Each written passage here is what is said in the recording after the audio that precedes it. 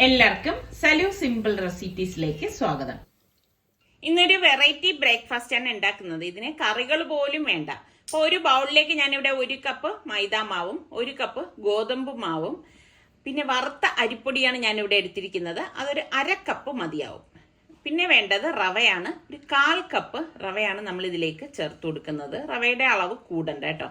പിന്നെ വേണ്ടത് ഒരു 1/4 ടീസ്പൂൺ ബേക്കിംഗ് സോഡയും 1 ടീസ്പൂൺ ബേക്കിംഗ് പൗഡറാണ് കേട്ടോ. ഇത് രണ്ടും തിരിഞ്ഞു പോകരുത്. പിന്നെ ഇതിലേക്ക് 1 ടീസ്പൂണോളം പഞ്ചസാര ചേർത്ത് കൊടുക്കാണ്. അതുപോലെ തന്നെ പാകത്തിനുള്ള ഉപ്പ്, ഞാനിവിടെ ഒരു 1/4 ടീസ്പൂൺ ഉപ്പാണ് എടുത്തിരിക്കുന്നത്. പിന്നെ 1/4 ടീസ്പൂൺ മഞ്ഞൾപ്പൊടിയും കൂടി ഇതിലേക്ക് ഇട്ട് കൊടുക്കാണ്. പിന്നെ വേണ്ടത് ക്രഷ് ചെയ്ത ചില്ലിയാണ്. ഒരു 1/4 ടീസ്പൂൺ ഇട്ടിട്ട് എല്ലാം ചേർത്തിട്ടൊന്ന് മിക്സ് ചെയ്ത് കൊടുക്കാം. ഇതെല്ലായിടത്തും യോജിക്കത്തക്ക രീതിയിൽ ഇതുപോലെ ഒന്ന് മിക്സ് ചെയ്ത് കൊടുക്കണം.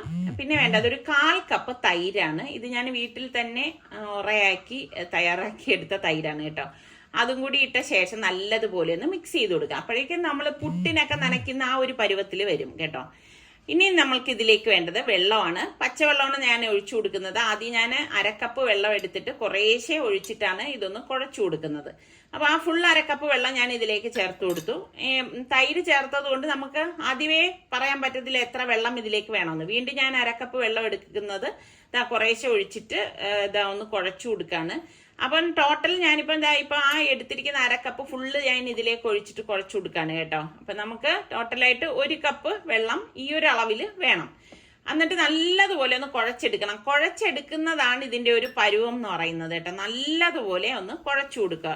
ഒരു 5-6 മിനിറ്റ് എങ്കിലും നമ്മളിത് നല്ലതുപോലെ കുഴച്ചെടുക്കണം. അപ്പൊ ഞാൻ കുഴച്ച മാവിനെ ഇതുപോലെ നല്ല സോഫ്റ്റ് ആവുന്ന വരെ കുഴച്ചെടുത്തതാണ്. മാവിനെ ഇതുപോലെ ബൗളിലാക്കിയിട്ട് നമുക്കിനി അടച്ച 1/2 മണിക്കൂർ ഇതൊന്ന് മാറ്റി വെക്കാം. അപ്പൊ ഞാനിത് ഇരുമ്പ് ചട്ടിയിലേക്ക് ഇത് ഫ്രൈ ചെയ്തെടുക്കാനുള്ള ഓയിൽ ഒഴിച്ചു കൊടുക്കാണ്.